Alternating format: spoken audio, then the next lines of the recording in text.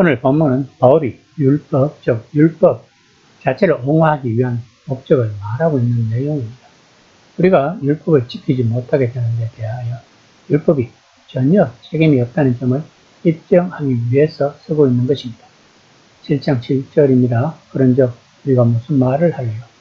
율법이 죄냐? 그럴 수 없느니라. 율법으로 말미암지 않고는 내가 죄를 알지 못했으니 곧 율법이 탐내지 말라 하지 아니하였더라면 내가 탐심을 알지 못하였느니라. 우리에게 죄의 참된 특징과 본질에 대한 바른 개념을 주는 것은 하나님의 율법밖에 없다고 바울은 이야기하고 있는 것입니다. 거듭나지 못한 자들은 그들이 죄의 진상을 알지도 이해하지도 못한다는 것입니다.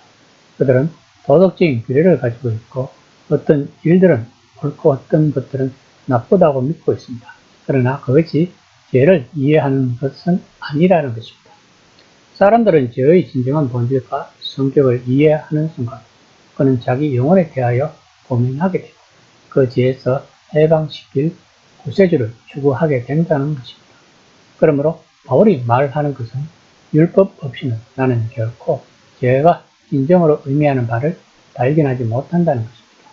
본문에서 탐심은 금지된 어떤 것을 하고 싶은 욕망을 의미합니다.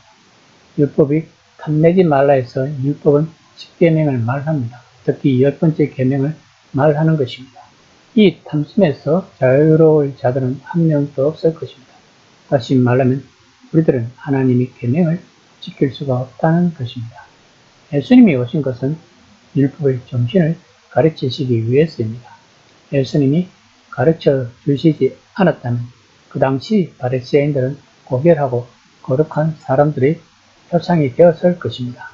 그들은 외적 행동들의 차원에서만 죄를 생각했기 때문입니다. 오직 사람이 어떤 일을 하고 그 욕망이 행동으로 옮길 때만이 죄가 된다는 것입니다. 그러므로 율법은 본질적으로 영적이며 사람의 마음과 하나님께 대한 궁극적인 태도와 관련된다고 바울은 강조하고 있는 것입니다. 7장 8에서 9절입니다. 그러나 제가 기회를 타서 계명으로 말미암아 내 속에서 온갖 탐심을 이루었나니 이는 율법이었으면 죄가 죽은 것임이라. 전에 율법을 깨닫지 못했을 때에는 내가 살았더니 계명의 이름에 죄는 살아나고 나는 죽었다. 죄는 무엇일까요? 우리는 죄와 죄들을 구별할 줄 알아야 합니다. 죄는 타락한 인간 본성 안에 역사하는 하나의 인격이며 하나의 세력입니다. 이것은 하나님의 창조에 본질적으로 거스르고 하나님이 만드신 세계와 하나님의 형상을 반영하는 인간들을 망치는 일에 몰두하고 있는 세력입니다. 죄들은 죄에서 파생된 우리가 알고 있는 온갖 나쁜 것들입니다. 즉 살인, 도둑질, 모함 등 죄는 호식, 탐탐 우리들을 하나님에게서 멀어지게 기회를 노리고 있다가 탐심이라는 것을 지렛대로 삼아 우리의 저항을 제거시키고 목표하는 결과를 가져간다는 것입니다. 그 결과 우리는 온갖 탐심을 갖는다는 것입니다. 즉 죄들을 짓는 것입니다. 바울은 인류 전체가 아니라 특별히 이스라엘에 대해 말하고 있습니다. 이스라엘은 하나님께로부터 율법을 선물로 받았지만 이스라엘 역시 아담 안에 있었다는 것입니다. 바울은 아담이 동산에서 계명을 받았던 때와 같은 방식으로 율법이 하나 이스라엘에 이르렀을 때를 묘사했습니다. 바울의 요점은 하나님이 이스라엘에게 토라를 주셨을 때 이스라엘이 그것을 어김으로써 아담을 따라 했다는 것입니다. 이것은 죄가 이스라엘에 잠복하고 있으므로 거룩하고 선한 율법으로 말미암아 이스라엘이 율법을 어기는 결과가 초래될 수밖에 없다는 것을 말하는 것입니다. 7장은 기본적으로 율법에는 이스라엘의 파편에 대한 책임이 없음을 밝히려는 시도이며 또한 율법에는 율법이 약속한 것을 준 능력이 없음을 이야기하고 있는 것입니다.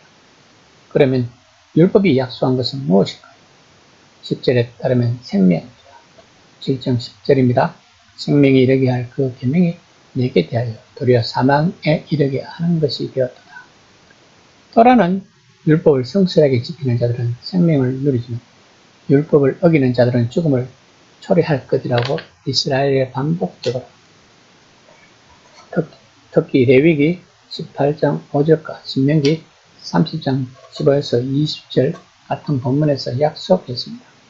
구약 성경에서는 율법을 받고 땅을 약속받은 이스라엘과 동산으로 보냄받고 이 계명을 어기면 곧 죽음이라는 경고를 받은 아담과 하와 사이의 유사성이 나타내고 있습니다. 이스라엘에게 내려진 벌이 유배로 끝난 것처럼 아담에게는 동산에서의 추방이었습니다. 그러나 이러한 결과는 율법의 잘못이 아니라 그것은 죄의 결과라고 바울은 말하고 있는 것입니다. 7장 10에서 12절입니다. 제가 기회를 타서 계명으로 말미암아 나를 속이고 그것으로 나를 죽였는지라. 또 보건대 율법은 거룩하고 계명도 거룩하고 어려우며 선하도다. 바울은 율법은 생명과 행복과 거룩함과 기쁨을 주기는커녕 그 정반대를 주었다고 말하고 있습니다.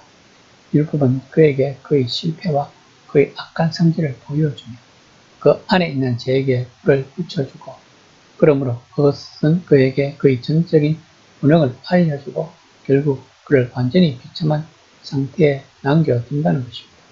그러나 율법은 그 율법이 거룩하다고 말하고 있습니다. 물론 그렇습니다. 그것은 하나님의 성품의 표현이기 때문입니다. 율법의 기능은 우리들에게 하나님을 계시하고 그의 존재와 성품을 계시하여 우리가 어떻게 해야 되며 어떤 사람이 되어야 하는지를 알려주기 위한 것입니다. 율법은 일종의 하나님의 성품의 복상판이라는 것입니다. 이런 율법과 계명을 지킬 수가 없는 것이 우리 안에 있는 죄 때문이라는 것을 바울이 말하고 있는 것입니다. 그러므로 이 죄를 해결하기 위해서 예수님이 오셨고 죽으셨고 부활하셨다는 것을 지금 로마의 그리스도인들에게 전하고 있는 것입니다. 쉽게 말하면 우리 인간들의 노력으로는 하나님이 원하시는 것을 할 수 없다는 것입니다. 그것은 우리 내면에 하나님을 싫어하는 죄란 존재가 있기 때문입니다. 우리들은 죄의 근처에서 해방을 시키려고 예수님이 오셨다는 것입니다. 그러므로 우리들은 이제 하나님의 율법과 계명을 지킬 수 있는 백성이 되었다는 것입니다. 다만 이 능력이 우리들의 힘이 아니라 우리 내면에 거하시는 성령님의 능력으로 할 수 있다는 것이 바울이 이야기하고 싶은 것입니다. 이 시간에 한번 생각해 봅시다. 나는 과연 성령의 역사함을 느끼고 있는지를.